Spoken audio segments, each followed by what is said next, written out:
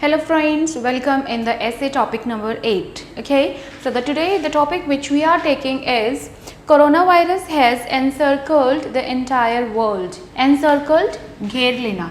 So coronavirus ने क्या है, पूरी की पूरी दुनिया को घेर लिया है. Entire means whole, full, complete. What is the situation in your country? So the first question that they are asking कि इंडिया में क्या situation है, या फिर if you belong to some other country you need to talk about situation in your own country. But since I am from India, today I am going to talk about situation of coronavirus in India. So wherever I am talking about India, you can make some changes and you can talk about your particular country. And what do you think about the future of your country? और आपको क्या लगता है future क्या होगा? So this is a multiple type of question, जिसमें वो आपको एक स्टेटमेंट देते हैं, फिर वो आपसे पूछते हैं कि आपकी कंट्री में क्या सिचुएशन है, देन दे गोना आस्क कि इसको अब आगे आपको क्या लगता है, what will happen in the future. ठीक है.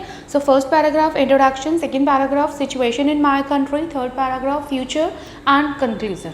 Okay, so now we are going to start with the introduction. Introduction is coronavirus has proliferated its roots all around the world and has put human existence in jeopardy.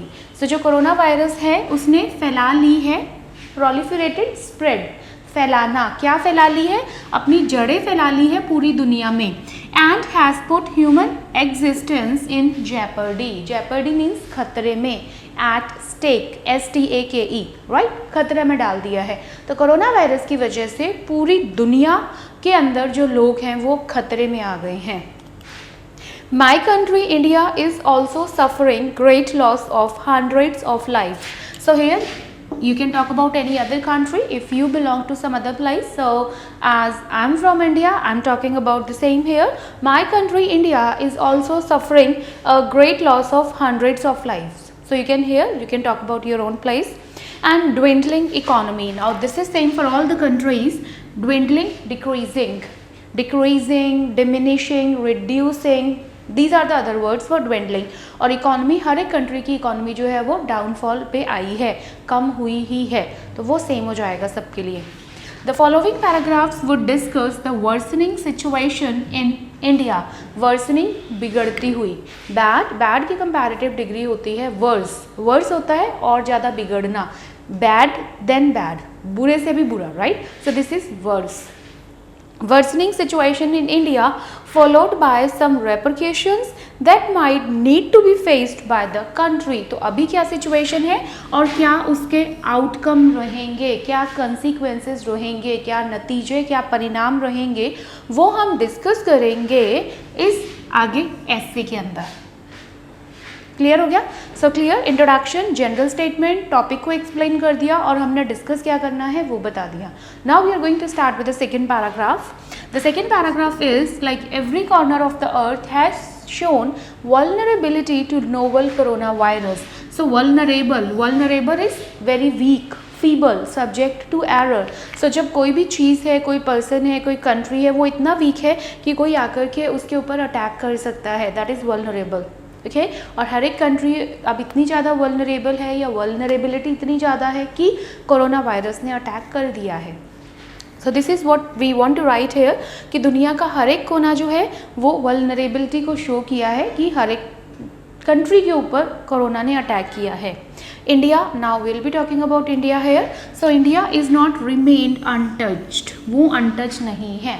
तो this is another way of writing, या तो मैं भी बोलूँ India is one of them, India is one of them. Instead of writing exactly in the same way, मैंने क्या किया, इसको थोड़ा सा रिफ्रेज कर दिया, थोड़ा सा घुमा दिया. ठीक है, this is other way round of asking the same thing. So is not remained untouch, तो वो भी उससे अनटच नहीं है. Outbreak of deadly virus. Outbreak होता है शुरू होना, एकदम से फैल जाना, कि बीमारी शुरू होकर फैल गई है, तो इस चीज़ से वो अनटच, अछूता नहीं है. More than 1,85,000 in the grip of this infection. So if I talk about like the situation in my country India today I'm talking about, so this is more than 1,85,000 people already जो हैं वो इससे infect हो चुके हैं. And when you are going to appear for the exam you can give the current data, जो भी उस टाइम पर सिचुएशन होगा आप उसके अकॉर्डिंग लिख सकते हैं. अब मैं आज वीडियो बना रही हूँ तो मैंने आज का डेटा लिख दिया, ठीक है. देन मोर देन 5,000 कैजुअलिटीज़, और 5,000 से ज़्यादा कैजुअलिटीज़ हो चुकी हैं, कैजुअलिटीज़ डेथ हो चुकी हैं.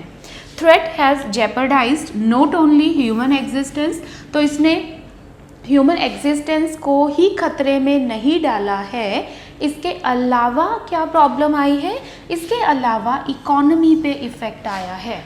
So this is a very good idea when you write the sentences by using not only but also.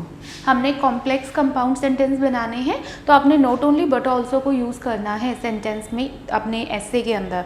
सो आज हमने किया है not only human existence but also economy, तो दोनों ही चीज़ें खतरे में आ गई हैं, प्रॉब्लम में आ गई हैं.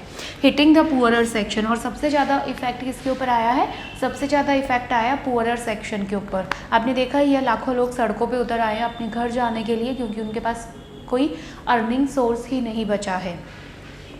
सो नेशनल लॉकडाउन, अब नेशनल पूरा जो देश है वो लॉकडाउन को फेस कर रहा था, उसी की वजह से जो सिचुएशन है वो बहुत ज़्यादा डॉन्टिंग हो चुकी है. Daunting means challenging, right. बहुत सारे चैलेंजेस हमारे सामने हैं. 12.2 crore Indians have lost their job, तो इतने जो इंडियंस हैं इनकी जॉब ऑलरेडी जा चुकी है. They have become unemployed, they have become jobless, क्योंकि कहीं पर काम ही नहीं है, कहीं पर कुछ है ही नहीं है. So what people are doing, right, people are just rushing towards their home. So another point is another worst picture की और ऐसी कौन सी सिचुएशन है जो थोड़ी सी डराने वाली है. This is 40 million migrants. So 40 million migrants who were living away from there native places, जो अपने घर बार को छोड़ के, अपने विलेजेस को छोड़ के जो कहीं और रहते थे. And why they were living away, because to make both hands meet. To make both hands meet means to earn their livelihood, to earn their bread and butter. तो पैसे कमाने के लिए वो घर से दूर रह रहे थे. अब वो सारे के सारे लोग 40 मिलियन पीपल वो कहाँ पर आ गए हैं, they have come on the roads.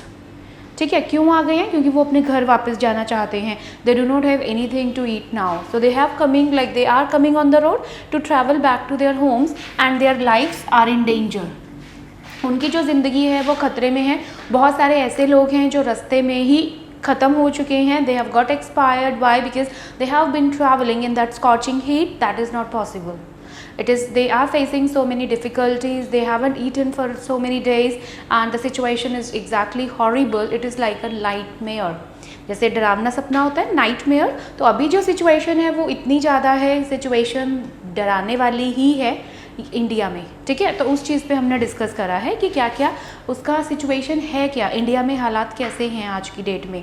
उसके बाद हम डिस्कस करते हैं फ्यूचर की, कि अब इसका फ्यूचर क्या होगा. And since we are going to talk about future we will be using will लगा करके हम फ्यूचर की बात करते हैं. तो विल लगा के, as it is rightly said, time covers and discovers everything. So this is a proverb कि जो टाइम है वो कवर भी करता है और डिस्कवर भी करता है, कि समय के साथ साथ पुरानी बातें आप भूल जाते हैं और नई चीज़ें निकल के आती रहती हैं. So with constant endeavours efforts, अगर हम लगातार कोशिशें करते रहेंगे, world will possibly find a cure. So definitely पूरी दुनिया जो है इसका इलाज, इसका ट्रीटमेंट ढूंढ ही लेगी. Right. So this lethal infection, lethal means deadly, जानलेवा, लीथल, डेडली, फैटल, जो ये इन्फेक्शन है. But precautions must be obligatory, लेकिन जो प्रिकॉशंस हैं वो बहुत ज़्यादा ज़रूरी हैं. Obligatory means this have become a responsibility of the human beings now, कि हमने अपनी जो हेल्थ है वो खुद ही बचानी है. ठीक है, हम खुद ही उसको कंट्रोल कर सकते हैं. So to save the existence on human species. So economy of the nation is in peril. It is already पहले ही खतरे में है. पैरल मीन्स डेंजर, खतरे में होना, कोई चीज़ जो परेशानी में है उस चीज़ के लिए हम बात करते हैं. My right. Businesses have lost their value. बहुत सारे बिजनेस अपनी वैल्यू और अपने एम्प्लॉयज़ को खो चुका है. माई राइट मीन्स होता है मैनी, अम्टीन, न्यूमरस, माई राइट. तो वो क्या कर चुके हैं, वो अपनी वैल्यू और अपने एम्प्लॉयज़ को खो चुके हैं. ठीक है, तो ऑलरेडी ये सब लॉस तो हो ही चुका है. आगे क्या होगा, economy will become, will means future. So economy will become stable हो जाएगी आगे आने वाले टाइम में, giving hope to people and people who have lost their profession in this tough time. तो वो लोग जो इस टफ टाइम पर अपनी जॉब खो चुके हैं, फ्यूचर में हम एक्सपेक्ट कर रहे हैं कि फ्यूचर में सारी चीज़ें जो है एक स्टेबिलिटी पे आना शुरू हो जाएगी, और जो ये टफ टाइम है, जो रेनी डेज हैं, these rainy days will very soon and surely over. ठीक है, तो वो जब चीज़ें जो है वो ठीक हो जाएंगी। तो ये हमने क्या दिया है, फ्यूचर में डिस्कस किया है कि फ्यूचर क्या होगा, तो वो हमने करना था। Now will move towards conclusion कि इसको हम टॉपिक को एंड कैसे करेंगे। In conclusion so you can write like to sum up and all. So this the main focus of my topic is to describe the topic, इसलिए मैंने ये चीज़ें जो है वो बेसिक ही रखने की कोशिश की है। So in conclusion nothing remains constant, कोई भी जो चीज़ है वो सेम नहीं रहती है, या change is a law of nature, बदलाव जो है वो कुदरत का नियम है, हर कुछ बदलता रहता है, और nothing remains constant. So in this so is this contagion, तो जैसे सब कुछ बदलता है वैसे ही ये जो कंटेजन है या ये जो प्रॉब्लम चल रही है, ये जो बीमारी है, ये भी बदल जाएगी।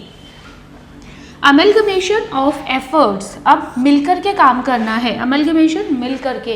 अब कौन मिलकर के काम करेगा, गवर्नमेंट एंड इंडिविजुअल्स। अब अगर ये दोनों मिलकर के काम करेंगे, is required to safely pass this time, तो ये जो टाइम है, दिस टाइम मीन्स अभी वाला time, this is rainy days.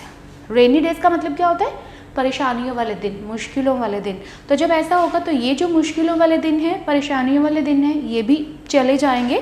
So that tomorrow can bring better opportunities to revive the economy once again, ताकि आने वाला जो समय होगा वो इकोनॉमी को एक बार फिर से खड़ा कर देगा। बेटर अपॉर्चुनिटीज़, ठीक है, क्लियर।